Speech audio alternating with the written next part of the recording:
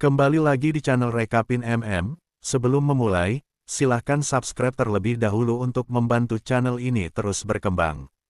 Tiansu, kau seharusnya menghindariku. Dengan segenap jiwa ragamu, kau masih tetap sombong seperti biasanya, jawab Tiansu. Jangan meremehkanku, aku bukan lagi yang dulu. Kau sudah lumayan berkembang ya, kepala ular. Benar, jadi berhentilah sombong, botak. Kemudian Baik Giu bergumam, orang ini sudah bertambah cepat. Di atas genteng, kakek Liu memperhatikan mereka bertarung, dia pun bergumam. Kukira dia orang yang hanya bisa menggunakan cara licik. Tidak kusangka, ternyata dia ahli pedang cepat dan langka. Di satu sisi, gesit dan bergerak dengan cepat. Sedangkan satu lagi kuat dan bergerak dengan berat. Ini bisa dikatakan seperti pertarungan harimau dan ular, pertarungan menakjubkan antara seni luar dan dalam. Yang dibangun dengan latihan bertahun-tahun. Semua orang merasa kewalahan dengan jumlah kekuatan yang besar itu, sampai-sampai tidak berpikir untuk ikut terlibat. Karena jika mereka salah langkah dan membebani timbangan, yang sudah seimbang, kemungkinan pihak mereka yang akan jatuh. Apakah dua pedang Baik Giu bisa menangkis serangan bertubi-tubi itu? Ini akan menjadi pertarungan nasib Sekte Yun Ortodoks Kabupaten Hu. Kemudian kakek Liu bertanya kepada Seol, apakah kau memperhatikan dan mempelajarinya? Kemudian Seol menjawab, iya kakek, aku memperhatikan semua. Bagus, walaupun Seol masih belum punya pengalaman praktek. Dia akan belajar banyak hanya dengan melihat mereka. Pertarungan pun terus berlanjut. Tiansu malah tertawa, hahaha. Apakah gunanya memakai dua pedang? Itu sia-sia jika kau tidak bisa menyentuhku. Baik Giu malah terkena sayatan pedang milik Tiansu. Aku bisa menangkisnya hanya dengan melakukan ini, kata Tiansu. Baik Giu pun berkata, kalau begitu, tangkislah terus seranganku. Baik Giu terus mengayunkan pedangnya, sementara Tiansu hanya bisa menangkisnya. Kemudian kakek Liu berkata, Seol, siapa yang akan menang menurutmu? Seol menjawab, Tuan Kepala Licin. Tuan Kepala Licin akan menang, sambaran pedang Baik Giu semakin kuat. Tiansu pun mulai kewalahan. Dia bergumam, pedang Baik Giu menjadi tambah cepat. Bukan, itu bukan karena Baik Giu menjadi tambah cepat. Kelihatannya memang Baik Giu terluka parah, tapi, yang tersambar hanyalah pakaian atau kulitnya saja. Kedua pedang itu yang digunakannya untuk menangkis serangan musuh, karena dia tidak bisa menghindari semuanya. Berisi inti kekuatan miliknya yang sangat besar, pakaian dan lukanya yang terkoyak sedari tadi, telah membuahkan hasil. Baik Giu berkata, apa yang kau lakukan Tiansu, daripada menghindari seranganku, kenapa kau tidak coba menghindarinya dengan gerakan yang kau banggakan itu? Berat timbangan pertarungan ini sudah diambil alih oleh Baik Giu. Mau sampai kapan kau mundur, kau tidak bisa lari lagi. Harimau telah mendapatkan kepala ular. Pertarungan ini telah berakhir, cakar seekor harimau harus tajam. Hubungan yang buruk antara kita berakhir di sini, Tiansu, selanjutnya lehermu. Tetapi Seol melihat sesuatu di tempat gelap sebelah Baik Giu. Tiansu bicara, lehermu lah yang akan hilang duluan, Baik Giu. Mundur satu langkah untuk maju 1000 langkah, itu metode yang kugunakan. Dia menyerahkan tangannya untuk memberi celah kepada regu asasin Sekte Viper Blood. Jarum beracun datang dari segala arah, mengarah ke tubuh Baik Giu. Dia tidak bisa menghindarinya, tetapi Seol yang melihatnya itu menghentikan jarum-jarum sesaat sebelum menyentuh tubuh Baik Giu. Untuk menghindari pembunuhan besar-besaran di Sekte Yun Ortodoks Republik Hu, kita perlu mengakhiri pertarungan antara mereka berdua. Walaupun Baik Giu menyuruhku untuk tidak mengganggu. Tiansu heran dan tidak menyangka, jarum itu tiba-tiba berhenti sendiri. Dia menyadari ada yang membantu Baik Giu. Tiansu kemudian menyerang kakek Liu. Akan tetapi Baik Giu tidak tinggal diam. Dia langsung memukulnya, Tiansu akhirnya terlempar jauh. Para anak buah Tiansu menyerang kakek Liu. Tapi mereka berhasil dihentikan oleh kakek Liu dan Seol. Pemenangnya sudah ditentukan, tidak perlu lagi ada pertumpahan darah. Berakhir sudah dari pendarahan lengan sampai luka dalam. Baik Giu berkata, kau pikir aku tidak tahu trik licikmu ini? Jika dia terpojok, dia pasti akan menggunakan cara licikkan. Benar, tapi bukan berarti aku tidak akan menang, hanya saja aku akan kesulitan memenangkannya. Jika anggota sekte ikut-ikutan, pasti akan ada lebih banyak pertumpahan darah kan. Kalau begitu, Seol dan aku akan mengurus kecurangannya. Fokuslah dengan duelnya. Tiansu bicara, apa yang terjadi, dari mana kakek tua itu datang? Jangan salahkan orang lain, nyawamu ada di tanganku. Saut Baik Giu. Dia mengayunkan pedangnya dengan kekuatannya. Baik Giu adalah tipe orang yang pemarah, tetapi sekarang dia berbeda, dia hanya mengoyak lantainya saja. Kemudian Tiansu berkata, apa-apaan kau, berhenti main-main, dan cepatlah bunuh aku. Aku bisa saja memenggalmu semauku. Tetapi aku mengingat perkataan kakek Liu. Waktu itu kakek Liu berkata, akan lebih baik jika mencabut akar pembuat masalah, tapi bagaimana jika kau memaafkannya saja? Berterima kasihlah kepada kakakku yang baik hati dan bijak. Omong kosong, kau pikir bisa membuatku menjadi anjingmu? Tiansu, bisa-bisanya kau, yang dulu masih muda dan semangat, berubah menjadi seperti ini. Yang Sekte Yun Ortodoks inginkan adalah agar 4 faksi Provinsi Hu menjadi satu, bukan agar kita membunuh satu sama lain, jika itu terjadi siapa yang akan diuntungkan. Bukankah itu si Ortodoks sombong dan munafik itu, yang merenggut nyawa ayahku, dan juga kakakmu? Jika Sekte Viper Blood, kelompok Dark Dragon dan aliansi Heaven Reaching menggabungkan kekuatan dengan Sekte Dominating. Bahkan para penjahat Sekte Mount Hua dan Sekte Zhongnan tidak akan mau berurusan dengan Provinsi Hu. Bukankah itu yang kakakmu juga inginkan? Tiansu, maukah kau melindungi Provinsi Hu bersamaku? Tiansu akhirnya nurut perkataan Baik Giu. Baik Giu, nyawa yang kuhutangi padamu, akan kudedikasikan kepada Provinsi Hu. Karena sekarang 4 faksi Provinsi Hu sudah bersatu. Mari gabungkan kekuatan untuk menyingkirkan para penjahat munafik dari Sekte Ortodoks. Dan lindungi Provinsi Hu yang merdeka dan meriah ini. Kemudian kakek Liu bicara kepada Tiansu, kau masih sangat muda, tidak sepertiku. Kau akan segera sembuh dari luka seperti ini, bagaimanapun juga. Aku sedikit lega, Sekte Viper Blood yang tidak ragu menggunakan cara licik untuk mencapai tujuannya, sekarang berada di sisi kami. Jangan khawatir, aku akan menjaga janjiku kepada Baik Giu, ungkap Tiansu secara tegas. Apa kau bisa membuktikan, saut kakek Liu? Tentu saja, aku akan membuktikannya dengan cara apapun. Kakek Liu masih sedikit ragu. Benar, akan kulakukan dengan cara apapun. Itulah bagaimana Sekte Dominating, aliansi Heaven Reaching, dan kelompok Dark Dragon, kemudian Sekte Viper Blood, melaksanakan upacara persaudaraan, dan kedamaian berlangsung di Provinsi Hu. Kemudian waktu terus berlalu, tapi kakek Liu masih belum bisa membalaskan dendam keluarganya dengan benar. Seol juga pasti kelelahan dengan latihan hari ini. Kenapa wajahnya terlihat imut saat sedang tidur? Akan sesenang apa orang tuanya jika mereka melihat Seol seperti ini? Anakku yang malang, hatiku begitu terluka. Ngomong-ngomong berkat SWOT Empress, tumorku sudah sembuh sepenuhnya. Tapi kita tetap tidak bisa mengatur waktu yang diberikan dewa padaku. Kakek Liu melakukan suatu semedi, dia hampir mencapainya. Dia tidak bisa mati dan meninggalkan Seol sendirian di dunia kejam ini. Dia pun bersumpah, dia tidak akan pernah mati. Latihan pun sampai larut malam. Ternyata di luar ada seseorang yang ingin berjumpa dengan kakek Liu. Dia pun berkata, kakak aku sudah menunggumu menyelesaikan sirkulasi kekuatanmu. Bulan bersinar terang malam ini.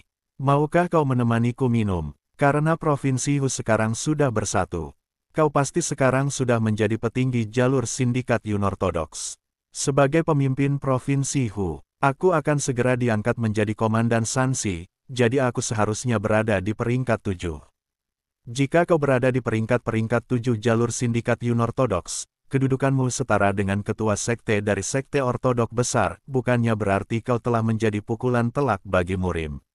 Semuanya berkat dirimu, akhirnya aku bisa membantumu dengan sungguh-sungguh. Terima kasih sampai sekarang aku tidak bisa menutup mataku di malam hari. Jika memikirkan anakku yang mati secara tidak layak. Namun satu-satunya petunjukku adalah tato naga itu di lehernya. Harap bersabar kakak, sekarang aku bisa menggunakan jaringan informasi jalur sindikat Yun Ortodoks untuk menemukannya. Hari-hari ini, aku merasa tidak memiliki banyak waktu tersisa. Tolong jangan mengatakan hal seperti itu kakak, semakin menua. Ada banyak hal yang akan pelajari. Seol masih berumur 3 tahun. Terlebih lagi dengan tangan kiriku yang terluka, mungkin aku tidak akan bisa membalaskan dendam keluargaku. Dewa akan menjawab kegigihanmu kakak. Bukannya kau selalu berlatih kekuatan intimu tanpa bolong seharian. Benar selama aku fokus berlatih dengan Seol setiap hari. Aku berpikir akan menghabiskan waktu 5 tahun. Namun pada saat tertentu, aku menyadari telah membuat kemajuan besar. Aku memiliki inti kekuatan setara 180 tahun. Dan itu artinya waktunya telah tiba untuk mencobanya. Satu-satunya cara untuk merubah tubuh menjadi muda kembali. Untuk membalaskan dendam keluargaku. Dan merawat Seol hingga dewasa. Aku berbicara tentang teknik rekonstruksi tubuh. Tapi aku masih punya kekhawatiran, karena tubuh ini terlalu tua, sejujurnya bukannya sulit untuk mendapatkan rekonstruksi tubuh, bahkan jika kau lebih dari 40 tahun. Tetapi, tetap saja aku harus bisa melakukannya, mungkin saja akan terjadi sesuatu padaku, jika terjadi sesuatu kepadaku. Baik, Giu menjawab, aku tidak akan mengabulkan permintaanmu. Karena kau pasti akan berhasil bagaimanapun juga. Kakek Liu pun menjawab. Sepertinya itu yang ingin ku dengar darimu. Baiklah, tidak mungkin aku akan gagal jika hanya mencobanya. Sekarang mari sudahi minum kita.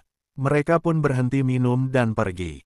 Di keesokan harinya, kakek Liu sudah bersiap-siap ingin pergi. Kakek Liu sudah disambut keluarga baik Giu. Sebelum kakek pergi, kakek berkata, aku akan kembali dengan membawa banyak cemilan. Seol akhirnya dititipkan ke istrinya baik Giu. Dengan begitu kakek pergi ditemani baik Giu. Kakek berkata kepada Seol, banyak-banyaklah makan daging, dan bersenang-senanglah selagi aku pergi. Kakek dan baik Giu akhirnya pergi, baik Giu memandu kakek ke tempat tujuannya. Mereka akhirnya tiba di suatu tempat, baik Giu berkata, disinilah tempatnya mendiang ayahku selalu melakukan latihan meditasi, jadi tidak ada yang akan mengganggumu. Kemudian kakek menjawab, aku penasaran, akan menghabiskan berapa lama? Kakak, dengan kekuatanmu itu, mungkin hanya akan menghabiskan setengah hari, atau paling lama seharian. Kakek pun membuka pintunya, kemudian dia masuk. Mereka pun akhirnya berpisah, sebelum berpisah. Kakek berkata, aku akan segera kembali. Kalau begitu, adikmu ini akan pergi dan menyiapkan pesta perayaan untuk malam ini. Di malam harinya, waktu bulan kelihatan semuanya. Baik Giu sedang menunggu kepulangan kakaknya, dia sepertinya terlambat, karena ini sudah larut malam. Jika aku masuk sebelum dia keluar, aku hanya akan menghalanginya. Rekonstruksi tubuh. Tulang dan daging ditata ulang sedemikian rupa, sehingga seluruh tubuh menjadi optimal untuk mempelajari seni bela diri. Jika 2 dari 36 pembuluh darah yang digunakan pada seni bela diri, pembuluh konsepsi dan pembuluh pengatur akan dibersihkan, rekonstruksi tubuh akan tercapai. Namun, aku mendengar bahwa proses pembersihan pembuluh konsepsi dan pembuluh pengatur yang disebut dengan gerbang kehidupan dan kematian. Ada kasus di mana seorang terjatuh ke dalam kondisi deviasi kekuatan, dan tidak bisa mengatur amukan inti kekuatannya, lalu mati setelah jantungnya meledak. Baik Giu, memikirkan sesuatu yang benar-benar tidak masuk dalam akal sehat. Dia pun mengkhawatirkan kakek Liu, kemudian tak lama dari itu, dia pergi menuju ke tempat kakek Liu. Baek Giu menunggangi kudanya menuju ke lokasi kakek Liu. Baik Giu tidak kepikiran sebelumnya, dokter kematian masuk dan dokter suci Mayang. Jika kakak tertuanya, Maso, adalah seorang master racun, adik terkecilnya Mayang, adalah seorang dokter hebat yang bahkan bisa mengangkat kematian, jika Mayang menyelamatkan seseorang. Maso, yang terkenal dengan eksentriknya, akan membunuh seorang kenalannya sebagai gantinya. Aku tahu mereka berhutang budi kepada mendiang ayahku. Mayang adalah orang yang tidak akan pernah melupakan kebaikan yang diterimanya. Selama aku masih hidup, jika ada pasien yang perlu dirawat dari sektemu, Mayang ini pasti akan menyelamatkan nyawa orang itu. Baik Giu masih mengingatnya kejadian tersebut, walaupun saat itu dia masih kecil. Beberapa tahun lalu, dia mendengar Mayang menetap di dekat sekte Mount Hua, berarti tidak jauh dari sini. Jika itu dia pasti bisa membantu kakak dengan rekonstruksi tubuhnya. Di tempat Seol, Seol terbangun dari tidurnya. Seol langsung berkata, kenapa kakek masih belum kembali? Istri Baik Giu bilang kalau kakek agak sedikit terlambat. Tapi dia pasti akan segera kembali, jadi apa kau mau keluar dan bermain dengan paman-paman itu? Kalau begitu apa kau mau makan daging? Di dalam gua tersebut, kakek sedang berkonsentrasi. Sudah berapa lama waktu berlalu semenjak aku memasuki tempat ini? Aku tidak bisa merasakan aliran waktu, aku sudah menyelesaikan persiapanku.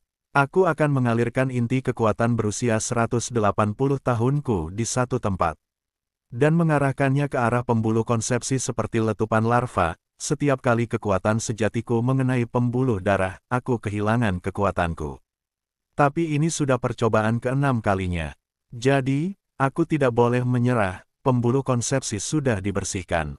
Setelah titik Huiyin, yang sudah diperkuat karena pengumpulan kekuatan keruh selama bertahun-tahun terbebas, tubuhku terasa seperti seringan bulu, yang tersisa sekarang adalah pembuluh pengatur. Setelah menggerakkan seluruh inti kekuatanku kembali ke dantian, aku akan mengarahkan seluruhnya langsung ke pembuluh pengatur sekali. Tiba-tiba keluar darah dari mulut kakek Liu. Jantungku berdebar dengan cepat, aku merasakan tubuhku mulai terbakar. Tidak, jika berlanjut terus seperti ini, mungkin aku akan terjatuh kepada deviasi energi. Kakek pun akhirnya mengeluarkan darah yang begitu banyak, kakek Liu terkapar jatuh. Dari luar Baik Giu langsung membuka pintu dan masuk. Dia terkejut melihat kakek Liu terkapar. Tidak mungkin, hal yang ditakutkan benar-benar terjadi. Apa aku telat? Tiba-tiba dari luar, ada yang bicara, jangan sembarangan sentuh pasien. Karena bisa menyebabkan seseorang mati. Lalu Baik Giu bertanya, bisakah kakek Liu diselamatkan? Lalu dia menjawab, aku sangat terkejut sekaligus senang saat kau datang sebelumnya. Karena sekarang aku akhirnya bisa membalas budi kepada mendiang ayahmu. Aku sudah berjanji padanya, jika aku akan menyelamatkan pasien yang dia inginkan. Dokter Mayang mencoba menyembuhkan kakek Liu. Dia berkata, warna kulitnya sudah kembali. Baik Giu bergumam, tidak kusangka dia bisa menyelamatkan orang yang sudah terjatuh ke tahap deviasi kekuatan seperti itu. Dia hidup sesuai namanya. Tidak kusangka, dia bisa mengumpulkan inti kekuatan sebanyak ini di usia ini. Karena keinginan kuat dia mudah diselamatkan, pemulihannya juga luar biasa. Kemudian kakek Liu berkata, Baik Giu apa yang terjadi? Kakak, kau baik-baik saja. Kemudian kakek Liu bangun. Dia minum ramuan yang diberikan dokter Mayang. Kemudian berkata, terima kasih aku berhutang nyawa padamu. Kulihat sepertinya kau biasa mengkonsumsi racun seperti pil penekan saraf dalam jangka waktu yang panjang, racunnya sudah hilang, tapi tubuh tuamu sangat rusak, sayangnya, sepertinya mustahil melewati gerbang kehidupan dan kematian dengan tubuh seperti itu. Baik Giu menyaut pembicaraan, karena kau dokter suci yang bahkan bisa menyembuhkan kematian, bukannya berarti kau bisa membuat rekonstruksi tubuh menjadi memungkinkan. Dokter Mayang, tolong bantu kami sekali lagi. Tentu ada sebuah cara, tetapi, aku tidak bisa menolongmu lagi. Aku tidak tahu kenapa dia ada di sini, tapi saat aku memeriksa identitasnya, aku menemukan kalau dia adalah orang yang menguasai seni bela diri sekte ortodok. Aku sudah berjanji kepada ayah ketua Baik Giu, kalau aku akan membantunya, tapi aku tidak akan membantu orang-orang dari sekte ortodoks lagi. Kakek Liu pun sudah bersyukur dia menyelamatkan hidupnya.